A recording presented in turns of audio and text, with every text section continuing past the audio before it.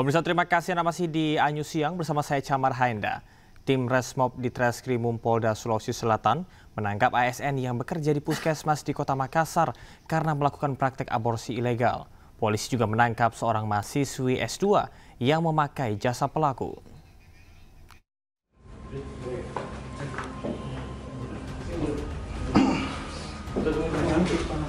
Polisi menangkap seorang ASN yang bertugas di salah satu puskesmas di Kota Makassar, Sulawesi Selatan yang diduga melakukan praktek aborsi ilegal. Pelaku ditangkap di sebuah penginapan di Jalan Urip Sumoharjo, Kecamatan Panakukang, Makassar. Saat melakukan tindakan aborsi, pelaku biasanya memesan kamar hotel. Pelaku mematok tarif antara 2,5 juta hingga 5 juta rupiah. Dari pengembangan pemeriksaan, polisi lalu mengamankan 2 wanita yang diduga melakukan aborsi. Salah satu wanita berstatus mahasiswa S2 di salah satu universitas negeri di Kota Makassar. Ia menggugurkan kandungannya yang masih berusia 1 bulan. Telah melaksanakan penangkapan terhadap terduga pelaku yang melaksanakan praktek aborsi dengan laki-laki inisial S. Yang mana laki-laki inisial S tersebut pekerjaannya adalah ASN dari salah satu puskesmas yang ada di Kota Makassar. Untuk hasil pengembangannya sebentar ini. Jadi kami sudah mengamankan 3 terduga pelaku, yang mana laki-laki inisial S, perempuan inisial C, dan perempuan inisial R. Hingga kini tim Resmob Polda Sulawesi Selatan masih terus mengembangkan kasus aborsi karena tidak menutup kemungkinan ada tersangka lain. Dari Makassar, Sulawesi Selatan, Muhammad Durbone, iNews melaporkan.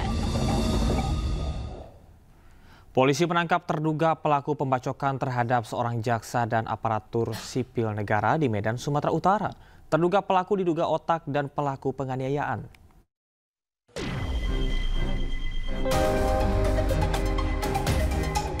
Tim gabungan Polda Sumatera Utara menangkap terduga pelaku pembacokan jaksa dan ASN Kejaksaan Negeri Deli Serdang di Jalan Pancing, Kota Medan. Awalnya istri pelaku yang menemui petugas, namun pelaku akhirnya muncul. Diduga pelaku merupakan otak dan eksekutor penganiayaan. Pelaku ternyata seorang residivis pencurian dan kekerasan. Usai diringkus, pelaku dibawa ke Polda Sumatera Utara. Hingga kini polisi masih mengembangkan penyelidikan untuk mengungkap motif dan mengejar pelaku lainnya. Dari Medan, Sumatera Utara, Aminur Rashid, iNews melaporkan. Sebelumnya seorang jaksa dan 1 staf pegawai yang bertugas di kantor Kejaksaan Negeri Deli Serdang, Sumatera Utara menjadi korban pembacokan orang yang tidak dikenal. Kedua korban dibacok saat memanen sawit di ladangnya di Kabupaten Serdang Bedagai, Sumatera Utara.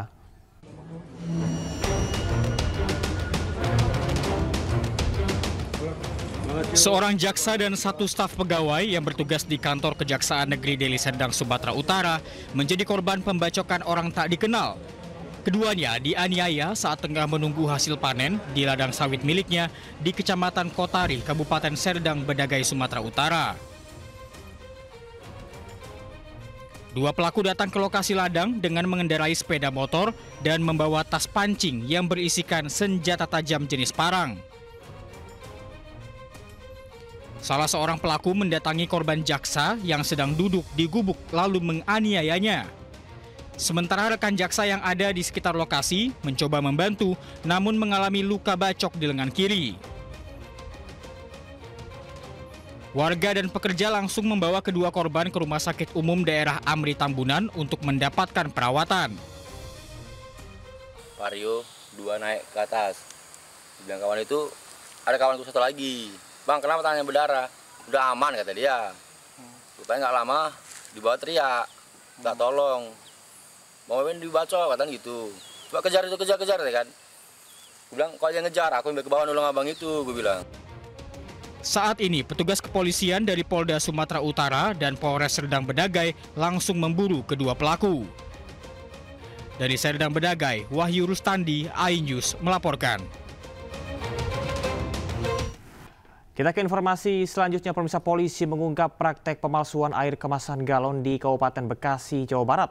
1 orang pelaku diamankan berikut puluhan galon air mineral palsu siap jual.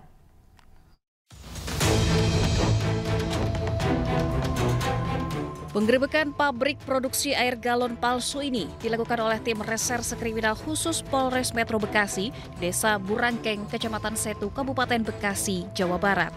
Polisi menemukan sejumlah peralatan isi ulang air mineral, galon bekas, serta sejumlah segel palsu dari merek air mineral ternama. Praktek pemalsuan air mineral galon palsu dilakukan oleh pelaku berinisial SST dan sudah berlangsung sejak 2023. Dalam aksinya, pelaku dibantu oleh 2 karyawan mengisi galon bekas dengan air tanah. Galon bekas didapatkan dari pengapul barat dan air galon palsu diedarkan ke warung-warung dengan harga yang lebih murah. Air tanah atau air segar kemudian difilter dengan menggunakan tersebut langsung dimasukkan ke dalam galon. Kurang selama 2 tahun yang bersangkutan sudah mendapatkan keuntungan kurang lebih 70 juta rupiah. Untuk mempertanggungjawabkan perbuatannya, tersangka terancam pasal Undang-Undang Perlindungan Konsumen dengan ancaman pidana 5 tahun dan denda 2 miliar rupiah, serta Undang-Undang Pangan ancaman penjara 2 tahun dan denda 4 miliar rupiah. Dari Kabupaten Bekasi, Jawa Barat, Didit Junaidi, iNews melaporkan.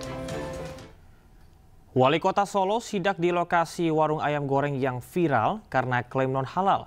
Usai sidak, Wali Kota langsung menutup gerai yang sudah beroperasi sejak tahun 60-an tersebut.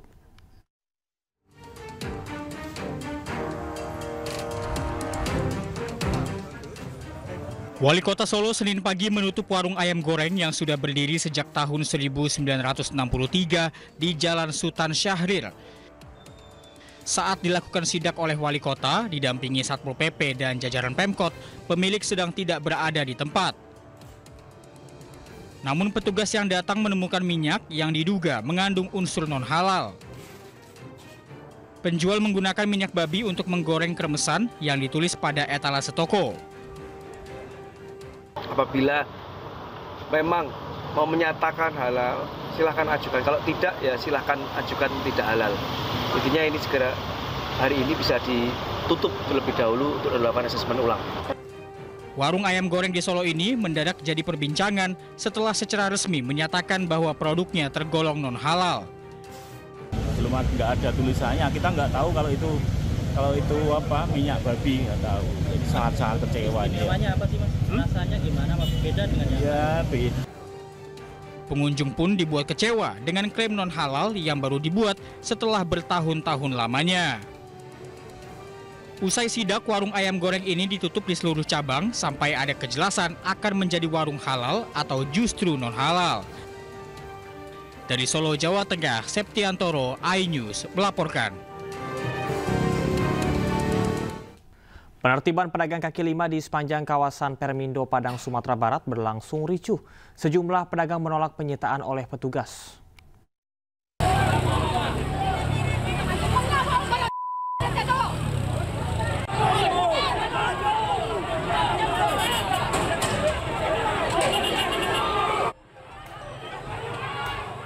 Kericuhan penertiban pedagang kaki lima terjadi di sepanjang kawasan Permindo, Padang, Sumatera Barat. Kejadian ini berawal saat petugas hendak menyita barang milik para pedagang yang masih nekat berjualan di trotoar dan badan jalan. Penolakan keras dari para pedagang memicu aksi saling dorong, bahkan lemparan batu pun tak terhindarkan. Akibat bentrokan ini, sejumlah pedagang dan anggota Satpol PP mengalami luka ringan.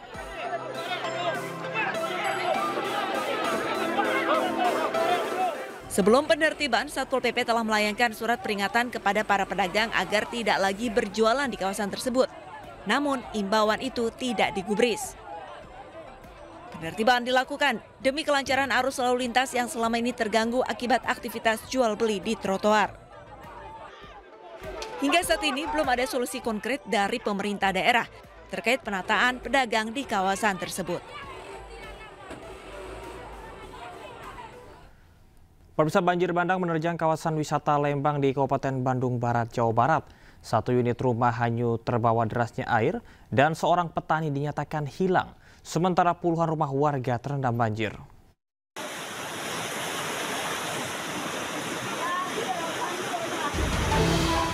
Banjir bandang menerjang kawasan wisata Lembang, Kampung Pojok Desa Cikahuripan, Kabupaten Bandung Barat, Jawa Barat.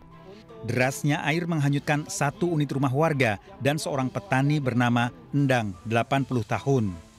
Diduga korban terseret banjir yang menerjang perkebunan saat beristirahat di gubuk. Proses pencarian korban dilakukan dengan menyusuri sungai sejauh 2 km. Hingga Minggu sore korban belum ditemukan. Sementara akibat banjir, 21 rumah warga terendam. Saya lihat kondisinya tadi cukup miring tanahnya dan juga banyak alih fungsi lahan yang hutan banyak ditanami oleh tanaman-tanaman sayur yang kasih pupuk jadi kan jadi gembur. Mungkin kalau kena hujan jadi bisa berisiko.